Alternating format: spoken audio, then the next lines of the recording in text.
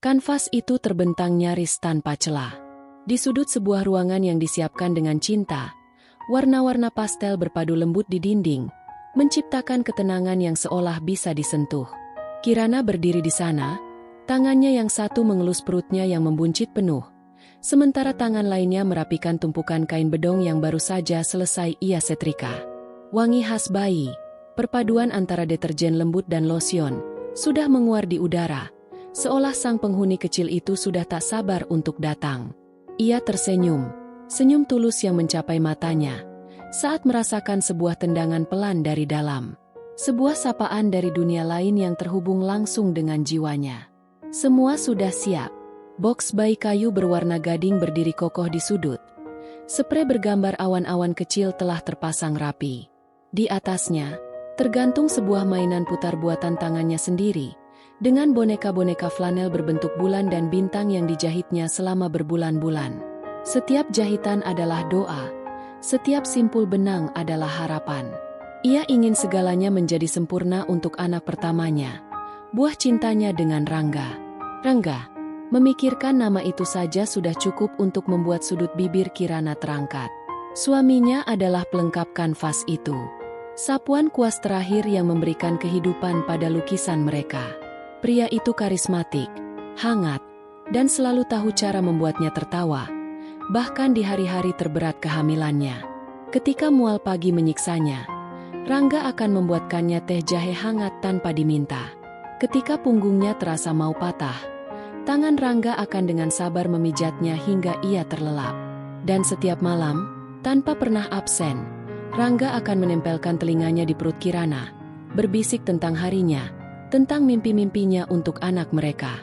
Dia akan punya senyum ayahnya, bisik Rangga suatu malam. Tapi semoga dia punya kesabaran bundanya. Kirana terkekeh pelan.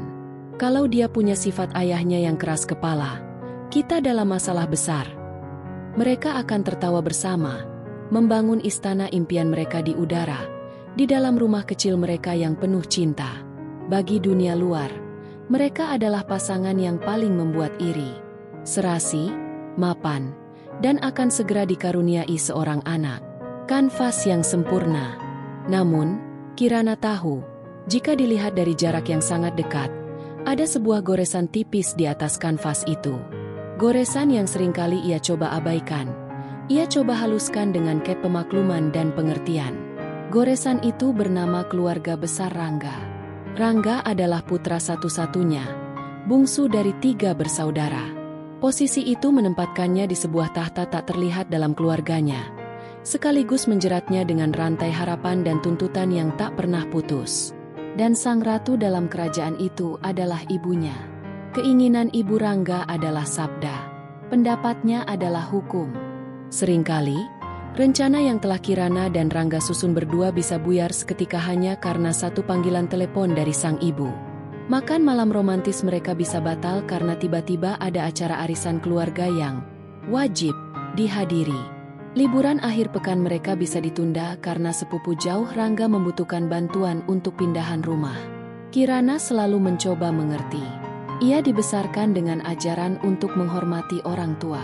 Ia melihatnya sebagai bentuk bakti Rangga pada ibunya. Ia menenangkan hatinya sendiri dengan berpikir bahwa ini adalah bagian dari pernikahan, bagian dari peleburan 2 keluarga. Ia mengalah, lagi dan lagi, demi menjaga keharmonisan. Demi senyum di wajah Rangga. Karena ketika Rangga terjepit di antara keinginan istrinya dan tuntutan keluarganya, pria itu akan berubah menjadi gelisah dan muram. Dan Kirana tidak suka melihatnya seperti itu.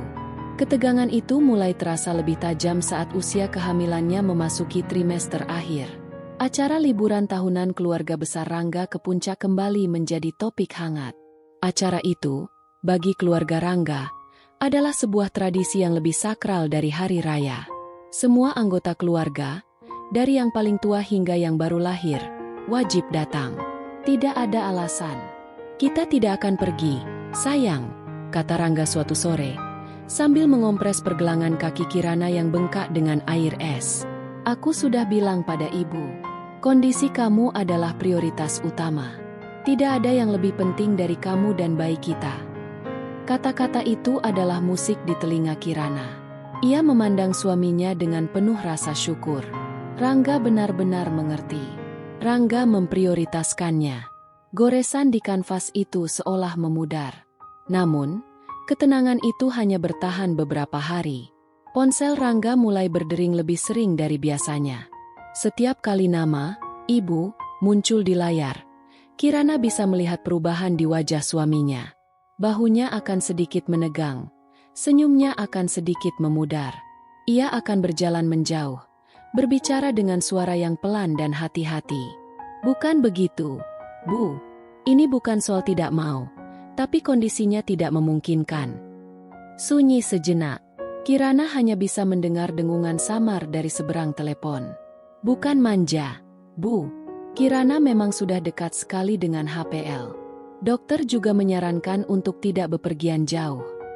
Sunyi lagi. "Kali ini lebih lama. Aku mengerti ini acara penting. Aku mengerti semua orang berkumpul. Tapi tolong mengerti posisiku juga." Setelah panggilan berakhir, Rangga akan kembali dengan helaan napas panjang. Ia akan memeluk Kirana dan berkata, "Jangan dipikirkan. Semua sudah beres. Kita tetap di sini." Tapi Kirana tahu, itu tidak pernah beres. Itu hanya jeda sebelum panggilan berikutnya datang. Terkadang dari kakak perempuannya, terkadang dari tantenya, semuanya dengan pesan yang sama. "Ibumu sedih sekali," atau "Kamu tega sekali sama keluarga." Mereka menyerangnya dari berbagai sisi, menggunakan senjata pamungkas mereka, rasa bersalah. Kirana mencoba menguatkan Rangga. "Tidak apa-apa, Mas. Mereka hanya belum paham. Yang penting kita berdua solid." Namun dalam hati, ia merasa cemas. Ia melihat suaminya perlahan terkikis. Pria yang biasanya ceria dan penuh percaya diri itu kini lebih banyak diam. Tatapannya sering kosong. Goresan di kanvas itu tidak lagi memudar, malah semakin dalam dan jelas, mengancam akan merobek lukisan indah mereka. Suatu malam, seminggu sebelum hari perkiraan lahir, Kirana terbangun karena mimpi buruk. Dalam mimpinya, ia berada di sebuah ruangan putih yang luas, sendirian. Ia terus memanggil nama Rangga, tapi suaranya tidak keluar. Ia terbangun dengan napas terengah dan keringat dingin. Ia menoleh dan melihat Rangga tidak ada di sampingnya. Ia bangkit perlahan, perutnya terasa berat. Ia menemukan Rangga di balkon, berdiri dalam gelap, hanya diterangi oleh cahaya remang dari lampu jalan. Di tangannya ada ponsel yang menyala. Kirana tahu, suaminya sedang berperang dalam diam. Ia mendekat dan memeluk Rangga dari belakang. "Ada apa?" bisiknya. Rangga tersentak kaget. Ia menghela napas berat. "Tidak apa-apa, hanya tidak bisa tidur." "Karena telepon dari ibu?" tanya Kirana lembut. Rangga tidak menjawab. Keheningannya adalah sebuah jawaban. "Mas," kata Kirana, mencoba menjaga suaranya agar tetap tenang. "Aku tidak mau jadi penyebab kamu bertengkar dengan keluargamu. Kalau memang kita harus pergi, mungkin." "Tidak," potong Rangga cepat. Suaranya lebih tajam dari biasanya. Ia berbalik menghadap Kirana. "Kita tidak akan pergi. Aku sudah memutuskan. Keputusan ini milikku. Milik kita." Ia memeluk Kirana erat, seolah mencari kekuatan dari istrinya. "Maafkan aku. Maafkan mereka.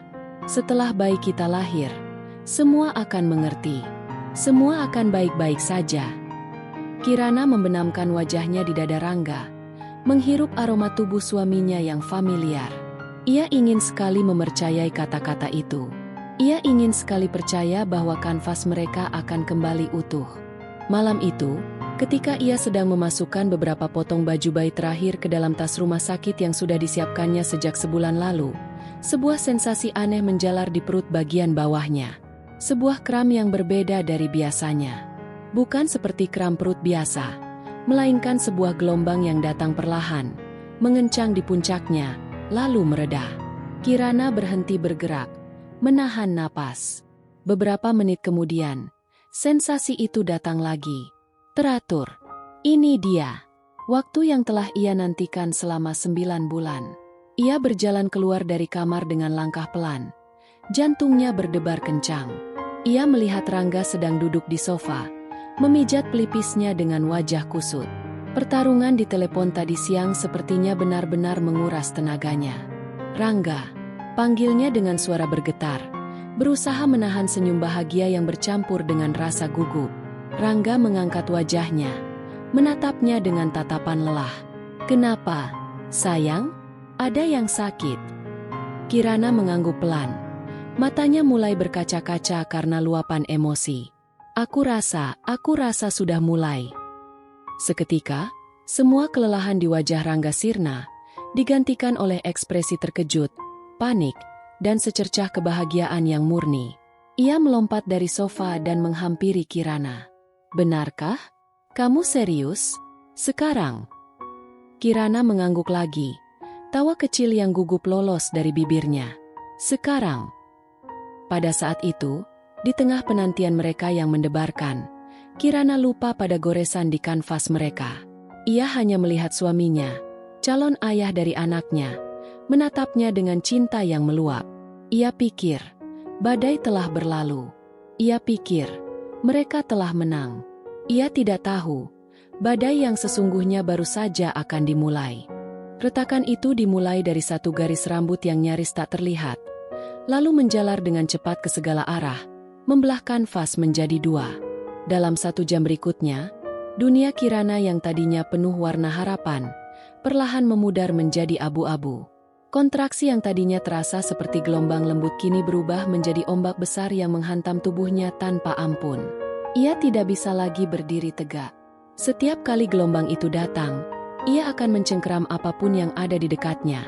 Punggungnya melengkung, dan napasnya tertahan di tenggorokan. Rangga, yang awalnya bersemangat, kini wajahnya dipenuhi kepanikan yang tak bisa disembunyikan. Ia mondar-mandir di ruang tengah, mengambil kunci mobil, lalu meletakkannya lagi, kemudian memeriksa tas rumah sakit untuk ketiga kalinya. "Kita harus berangkat sekarang," rintih Kirana, bersandar pada dinding ruang makan. Keringat dingin mulai membasahi pelipisnya. Jaraknya sudah semakin dekat. Iya, sayang. "Ayo," kata Rangga. Akhirnya meraih tas itu dan memapah Kirana menuju pintu. Langkah mereka terasa lambat dan berat. Setiap meter menuju garasi adalah sebuah perjuangan bagi Kirana. Rangga membukakan pintu mobil dengan sedikit gemetar, membantunya duduk dengan hati-hati di kursi penumpang. Mesin mobil baru saja menyala, derunya yang halus biasanya menenangkan. Tapi malam itu suara itu terdengar seperti detak jantung yang cemas. Saat itulah, ponsel Rangga yang diletakkan di dashboard berdering nyaring. Cahayanya yang terang menyilaukan di dalam mobil yang remang. Nama, "Ibu," tertera di sana. Untuk sepersekian detik, Rangga tampak ragu untuk menjawab. Tangannya membeku di atas kemudi. "Jangan diangkat," bisik Kirana. Firasat buruk mulai merayapinya. "Nanti saja. Kita ke rumah sakit dulu." Tapi Rangga, seperti seekor laron yang tak bisa menolak cahaya, mengangkat panggilan itu. Mungkin karena kebiasaan, mungkin karena rasa takut yang sudah mendarah daging. Ia menekan tombol pengeras suara, mungkin agar Kirana bisa mendengar dan mengerti dilemanya. Sebuah keputusan yang akan ia sesali. "Rangga, kamu di mana? Kami semua sudah jalan." Suara ibunya terdengar melengking, tajam, dan penuh amarah. Tidak ada sapaan, tidak ada basa-basi. Mobil rombongan sudah masuk tol. "Ibu tidak mau tahu. Kamu harus menyusul sekarang juga. Kakakmu sudah menunggu di rest area kilometer 12. Dia bawa mobil kosong untuk barang-barangmu di belakang rombongan. Cepat." Napas Rangga tercekat. "Tapi Bu, Kirana sudah kontraksi. Kami sedang dalam perjalanan ke rumah sakit." Terdengar decakan sinis dari seberang. "Alah, alasan saja. Kontraksi pertama itu masih lama. Bisa berjam-jam, bahkan seharian. Ibu ini sudah melahirkan 3 anak. Rangga, jangan mengajari ibu. Kamu susul kami dulu ke villa. Pastikan semua beres. Nanti setelah acara puncak selesai, kamu bisa kembali lagi ke Jakarta. Jangan jadi anak yang tidak tahu adat, mempermalukan ibu di depan keluarga besar." Tapi Bu, ini sakit sekali. Sela Kirana dengan suara lemah, berharap suara seorang wanita yang akan melahirkan bisa meluluhkan hati wanita lain yang pernah melalui hal yang sama. Namun, yang terdengar hanyalah dengusan meremehkan. Kamu jangan manja. Jadi perempuan itu harus kuat. Sudah, Rangga, jangan dengarkan dia. Ibu tunggu 10 menit. Kalau kamu tidak muncul di belakang rombongan, jangan anggap ibu ini ibumu lagi. Klik. Panggilan itu diputus sepihak. Keheningan di dalam mobil terasa memekakan telinga. Lebih bising dari teriakan manapun. Rangga duduk terpaku. Buku-buku jarinya memutih saat mencengkeram kemudi. Wajahnya pucat pasi. Matanya menatap kosong ke jalanan di depan. Mas, panggil Kirana lirih. Ini cuma kontraksi palsu, sayang, kata Rangga. Suaranya terdengar aneh, seperti suara orang lain. Ia tidak menatap Kirana. Kata ibu, biasanya masih lama. Kita bisa menunggu sebentar. Ia mengucapkan kata-kata itu lebih untuk meyakinkan dirinya sendiri, sebuah mantra putus asa untuk menenangkan badai di dalam kepalanya. Tidak, Rangga, desak Kirana. Air mata kini benar-benar menggenang di pelupuk matanya. Rasa sakit di perutnya tidak ada apa-apanya dibandingkan rasa sakit melihat keraguan dan ketakutan di mata suaminya. Aku tahu tubuhku. Aku tahu ini saatnya. Tolong, antar aku ke rumah sakit. Rangga tidak menjawab. Ia menginjak pedal gas, dan mobil pun melaju. Mereka berkendara dalam keheningan yang paling menyiksa yang pernah Kirana rasakan. Ia hanya bisa mendengar suara napasnya yang terengah-engah setiap kali kontraksi datang, dan suara detak jantungnya sendiri yang berdegup kencang karena cemas. Ia mencoba meraih tangan Rangga, tapi tangan suaminya terasa kaku dan dingin, tetap mencengkeram kemudi dengan erat. Mobil mereka mendekati sebuah persimpangan besar. Sebuah persimpangan yang akan mengubah hidup mereka selamanya. Lampu lalu lintas di depan mereka berwarna hijau. Belok kiri adalah jalan menuju rumah sakit ST Carolus, tempat dokter kandungan Kirana praktik. Lurus adalah jalan menuju gerbang tol. Jalan yang akan membawa mereka keluar kota, menuju puncak. Kirana menahan napas. Kiri, Mas. Kita belok kiri, katanya dengan suara bergetar. Rangga tidak merespons. Laju mobilnya sedikit melambat, seolah ragu. Matanya melirik ke arah jalan tol, lalu ke arah Kirana yang sedang meringis menahan sakit. Di depan sana, di bahu jalan lurus menuju tol, Kirana bisa melihat sebuah mobil SUV hitam berhenti. Lampu sein kanannya berkedip-kedip ritmis. Menggu, jantung Kirana serasa berhenti berdetak. Ia tahu mobil itu. Itu mobil kakak iparnya. Dan kemudian, Rangga melakukan hal yang tak terbayangkan. Ia tidak belok kiri. Ia juga tidak lurus. Ia menepikan mobilnya perlahan. Tepat beberapa meter sebelum persimpangan. Ia mematikan mesin mobil. Rangga, apa yang kamu lakukan? Tanya Kirana. Suaranya naik 1 oktav karena panik. Rangga akhirnya menoleh, menatap Kirana. Tapi tatapan itu kosong. Ia seolah melihat menembus Kirana. Keputusan fatal itu telah dibuat di dalam benaknya yang kacau. Aku harus menyusul ibu, katanya. Suaranya datar dan bergetar pada saat yang bersamaan.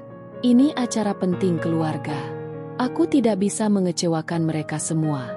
Aku tidak bisa. Kirana menggelengkan kepalanya, tak percaya dengan apa yang didengarnya. Lalu bagaimana dengan aku? Bagaimana dengan anakmu?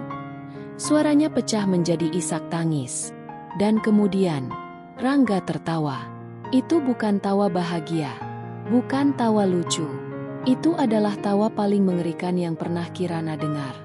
Sebuah tawa canggung, gugup, dan putus asa. Tawa seorang pria yang telah kehilangan akal sehatnya, yang mencoba menutupi pengkhianatannya yang luar biasa dengan topeng normalitas yang tipis. Kamu akan baik-baik saja, katanya, seolah mengulang mantra yang sama. Kamu kan wanita kuat. Aku tahu kamu bisa. Kata-kata itu dimaksudkan sebagai pujian, tapi terdengar seperti kutukan. Ia membuka pintu mobil, meraih tas ranselnya dari jok belakang, sengaja menghindari tatapan Kirana. Ia berhenti sejenak sebelum menutup pintu. Ragu-ragu. "Panggil taksi saja," ucapnya pelan. Nyaris tak terdengar. Lalu pintu itu tertutup. Boom! Suara itu menandai akhir dari segalanya. Kirana hanya bisa duduk membeku, menyaksikan pemandangan surreal di depannya. Suaminya, ayah dari anak yang sedang berjuang untuk ia lahirkan, berjalan cepat melintasi jalan, masuk ke dalam mobil SUV hitam yang telah menunggunya. Ia bahkan tidak menoleh ke belakang. Tidak sekalipun. Mobil itu kemudian melesat, bergabung dengan lalu lintas, dan menghilang di tikungan menuju jalan tol. Kirana ditinggalkan sendirian. Di dalam mobil yang terasa begitu dingin dan kosong. Di tengah malam. Di pinggir jalan. Saat itulah, gelombang kontraksi terkuat menghantamnya. Rasa sakitnya begitu hebat, merobek tubuh dan jiwanya menjadi serpihan. Ia menjerit, bukan hanya karena rasa sakit fisik, tapi karena rasa sakit pengkhianatan yang tak terperikan. Ia mencengkeram perutnya. Air matanya mengalir deras tanpa bisa dibendung. Ia sendirian. Benar-benar sendirian. Kanvas itu kini telah robek tak bisa diperbaiki. Untuk beberapa menit yang terasa seperti selamanya, Kirana tidak bergerak. Ia hanya duduk di dalam cangkang logam yang dingin itu, sementara dunianya di luar dan di dalam hancur berkeping-keping.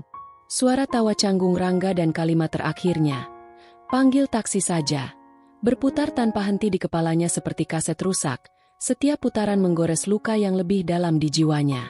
Isak tangis yang tertahan di dadanya akhirnya meledak. Sebuah raungan kepedihan yang primitif dan tanpa suara. Air mata membasahi pipinya, jatuh ke atas perutnya yang menegang keras. Tempat anaknya juga sedang berjuang. Ia menangisi semuanya. Ia menangisi janji-janji yang kini menjadi debu. Ia menangisi tawa mereka yang kini terdengar seperti kebohongan. Ia menangisi kanvas sempurna yang ternyata hanya ilusi rapuh. Ia merasa begitu bodoh, begitu naif, karena telah mengecat ulang goresan-goresan itu dengan pemakluman, berharap goresan itu akan hilang dengan sendirinya. Nyatanya, goresan itu adalah retakan fondasi yang sejak awal sudah ada di sana, menunggu saat yang tepat untuk meruntuhkan segalanya. Lalu, gelombang kontraksi berikutnya datang.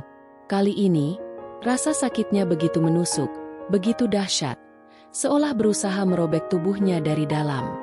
Rasa sakit fisik itu begitu absolut hingga untuk sesaat berhasil membungkam rasa sakit di hatinya. Ia tersentak, napasnya terengah-engah.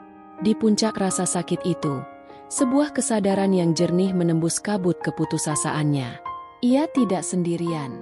Di dalam rahimnya, ada makhluk kecil tak berdaya yang sepenuhnya bergantung padanya untuk bertahan hidup.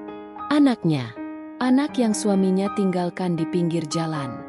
Pada saat itu, sesuatu di dalam Kirana bergeser. Api kesedihan yang membakar hatinya tiba-tiba berubah wujud. Bara apinya tidak padam, melainkan memadat, menjadi inti yang dingin dan keras. Inti kekuatan. Adrenalin yang dipicu oleh pengkhianatan dan cinta seorang ibu yang baru lahir membanjiri sistemnya, menyapu bersih sisa-sisa air mata. Ia tidak akan hancur di sini. Ia tidak akan membiarkan anaknya lahir di dalam mobil ini, di monumen kegagalan rumah tangganya. Ia menolak untuk menjadi korban dalam cerita ini. Dengan gerakan yang kaku namun pasti, ia menghapus sisa air matanya dengan punggung tangannya. Tangannya yang gemetar meraih ponselnya di dashboard. Ia harus memanggil bantuan. Ia harus sampai ke rumah sakit. Ia membuka aplikasi taksi online. Jarinya yang licin oleh keringat dingin berulang kali salah menekan ikon. Layar ponsel terasa kabur. Ia mencoba mengatur napasnya, memfokuskan pandangannya. Setelah beberapa kali mencoba, aplikasi itu akhirnya terbuka. Ia memasukkan lokasi rumah sakit sebagai tujuannya. Lingkaran kecil itu berputar dan berputar, mencari sinyal GPS. Begitu tulisan yang tertera. Lalu, tidak ada koneksi internet. Ia mencoba lagi. Gagal. Ia mencoba membuka aplikasi lain. Sama saja. Sinyal di area itu, yang terjepit di antara jalan layang dan gedung-gedung tua, ternyata sangat lemah. Keputusasaan nyaris merayapinya kembali. Sebuah bisikan jahat yang mengatakan bahwa ia memang ditakdirkan untuk gagal. Ia tidak akan menyerah. Ia melihat sekeliling. Matanya yang sudah beradaptasi dengan kegelapan menyapu area di luar mobil. Di seberang jalan, di antara deretan ruko yang gelap, ada satu titik cahaya. Sebuah warung kecil, mungkin warung kopi atau rokok, yang masih buka. Cahayanya remang, tapi bagi Kirana, cahaya itu seperti suar di tengah lautan badai. Mengumpulkan sisa tenaganya, ia membuat keputusan. Ia harus meninggalkan mobil ini. Meninggalkan cangkang terakhir dari kehidupannya yang lama. Dengan susah payah, ia mendorong pintu mobil hingga terbuka. Udara malam yang lembab langsung menerpa wajahnya. Ia berpegangan pada rangka pintu. Tubuhnya gemetar hebat saat ia memaksa dirinya untuk berdiri. Setiap gerakan terasa menyakitkan. Setelah berhasil keluar, ia menatap mobil itu untuk terakhir kalinya. Mobil yang mereka beli bersama dari tabungan pertama mereka. Mobil yang pernah menjadi saksi bisu perjalanan cinta mereka. Kini, mobil itu terasa asing, dingin, dan penuh kenangan pahit. Tanpa ragu, ia membanting pintunya hingga tertutup rapat. Ia berjalan tertatih menyeberangi jalan yang sepi. Satu tangan memegangi punggungnya, tangan lainnya menopang perutnya. Setiap langkah adalah perjuangan. Lampu warung itu terasa semakin jauh, tapi ia terus berjalan. Di dalam warung, seorang bapak tua dengan peci yang sedikit miring sedang duduk di bangku kayu, menonton sinetron di televisi tabung kecil. Aroma kopi dan mie instan rebus menguar di udara. Ketika Kirana muncul di ambang pintu warungnya yang terbuka, terengah-engah dan berpegangan pada kusen pintu, bapak itu langsung terlonjak kaget. "Neng, ya ampun, kenapa, Neng?" tanyanya. Kepanikan terdengar jelas di suaranya. "Pak, tolong," kata Kirana di sela-sela napasnya yang pendek. Saya mau melahirkan. Butuh taksi. Ponsel saya tidak ada sinyal."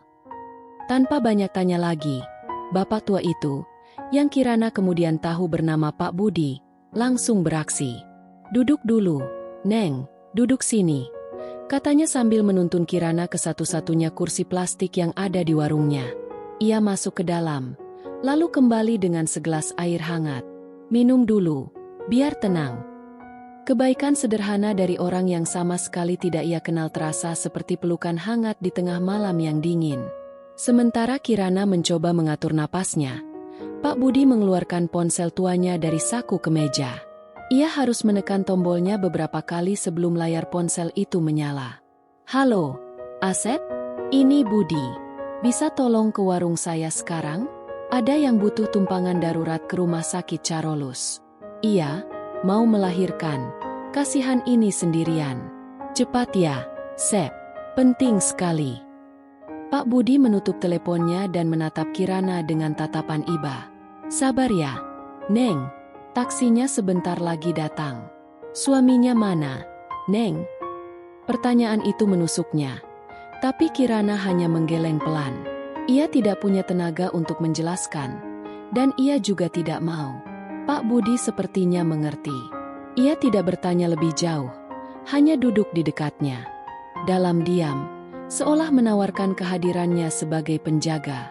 Tak lama kemudian, sebuah taksi tua berwarna biru berhenti di depan warung. Sopirnya, seorang kakek kurus berjaket tebal, keluar dengan tergesa-gesa. "Yang mana, Di?" tanyanya pada Pak Budi. Pak Budi menunjuk ke arah Kirana. Kedua lelaki tua itu kemudian dengan sigap membantu Kirana berjalan dan masuk ke dalam taksi.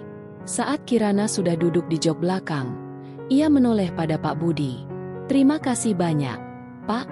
Saya tidak tahu harus bagaimana tanpa Bapak." Pak Budi hanya tersenyum tulus. "Sama-sama, Neng. Semoga lancar semuanya. Ibu dan bayinya sehat." Perjalanan ke rumah sakit terasa seperti adegan film yang dipercepat dan diperlambat pada saat yang bersamaan. Lampu-lampu kota yang berkelip di luar jendela seolah melebur menjadi satu garis panjang, sementara setiap menit di dalam mobil terasa seperti 1 jam. Kirana mencengkeram pegangan pintu di sisinya. Tubuhnya melengkung menahan sakit setiap kali kontraksi mencapai puncaknya. Sopir taksi itu, Pak Asep, meliriknya dari kaca spion dengan cemas. "Tarik napas, Neng. Tarik napas panjang dari hidung, buang pelan-pelan dari mulut. Katanya dengan suara serak namun menenangkan. Dulu almarhumah istri saya juga begitu. Katanya kalau fokus sama napas, sakitnya sedikit berkurang. Ia terus berbicara, menceritakan tentang kelahiran anak-anaknya puluhan tahun yang lalu, tentang betapa paniknya ia saat itu, tentang betapa kuatnya seorang wanita. Ceritanya yang mengalir pelan menjadi pengalih perhatian yang Kirana butuhkan. Ia tidak merasa sendirian lagi. Di dalam taksi tua yang berbau kamper ini, ditemani oleh seorang kakek baik hati, ia merasa didukung. Saat mereka tiba di unit gawat darurat rumah sakit, beberapa perawat langsung keluar dengan kursi roda. Pak Asep membukakan pintu dan membantu para perawat. "Biayanya berapa, Pak?" tanya Kirana, mencoba merogoh dompetnya. Pak Asep menggelengkan kepalanya. "Sudah, Neng, tidak usah. Anggap saja ini sedekah dari saya buat cucu baru saya. Doakan saja saya sehat terus," katanya sambil tersenyum, menampilkan giginya yang sudah tidak lengkap. Kirana hanya bisa mengucapkan terima kasih dengan suara tercekat sebelum para perawat mendorongnya masuk ke dalam. Di dalam ruang bersalin, di bawah cahaya lampu yang begitu terang, Kirana berjuang sekuat tenaga. Tidak ada Rangga yang menggenggam tangannya. Tidak ada bisikan semangat dari suami yang ia cintai. Yang ada hanyalah gema dari kata-kata Pak Asep. "Tarik napas, Neng," dan bayangan wajah tulus Pak Budi. Ia menyalurkan semua amarahnya, semua kekecewaannya, semua rasa sakitnya menjadi kekuatan untuk mendorong. Setiap dorongan adalah sebuah pernyataan. "Aku bisa. Aku kuat. Aku tidak butuh kamu." Dan akhirnya, setelah perjuangan yang terasa abadi, ia mendengarnya. Suara tangis bayi yang nyaring dan kuat, memecah keheningan ruang bersalin. Suara paling indah yang pernah ia dengar. Seorang perawat meletakkan buntalan mungil yang hangat itu di dadanya. Seorang bayi perempuan yang cantik, dengan kulit kemerahan dan rambut hitam tipis. Air mata Kirana kembali mengalir. Tapi kali ini bukan air mata kesedihan. Ini adalah air mata kelegaan, kebahagiaan, dan kemenangan. Ia berhasil. Ia telah membawa putrinya ke dunia ini, sendirian. Ia menatap wajah mungil itu, yang seketika berhenti menangis saat merasakan sentuhan kulitnya. Momen itu terasa begitu suci, begitu magis, seolah dunia di luar ruangan itu tidak ada lagi. Di tengah kegelapan yang paling pekat, ia telah menemukan cahayanya. "Namamu Binar," bisiknya di antara isak tangis bahagia. "Karena kamu adalah cahayaku." Binar Anindya Kirana.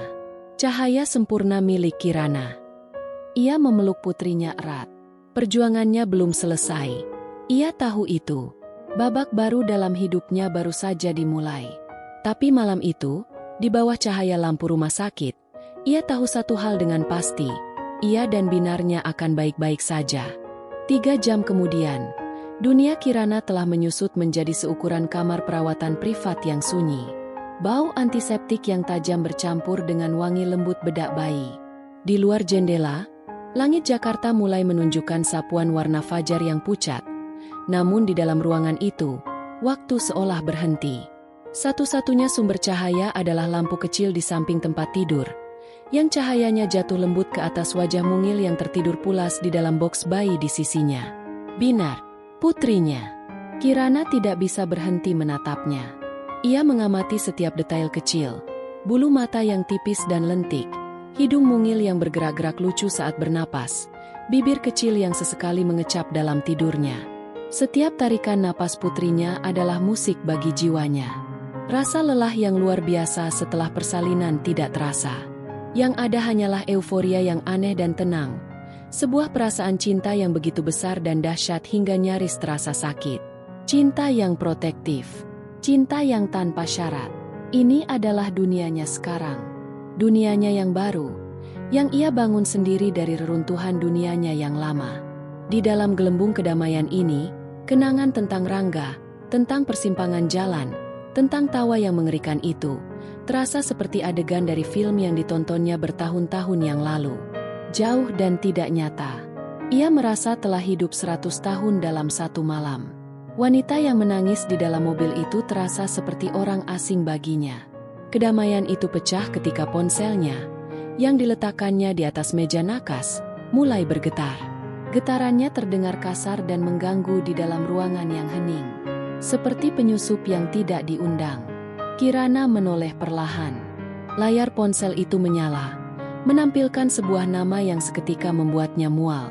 Rangga. Getarannya tidak berhenti. Terus-menerus, menandakan kepanikan di seberang sana. Kirana hanya menatapnya. Dingin. Ia membayangkan Rangga. Mungkin sudah menyadari bahwa mobilnya tidak ada di tempat ia meninggalkannya. Mungkin ia mulai panik setelah mencoba menghubunginya berkali-kali dan tidak mendapat jawaban. Mungkin rasa bersalah yang terlambat akhirnya mulai merayapinya. Tapi Kirana tidak peduli. Semua, mungkin, itu tidak ada artinya lagi.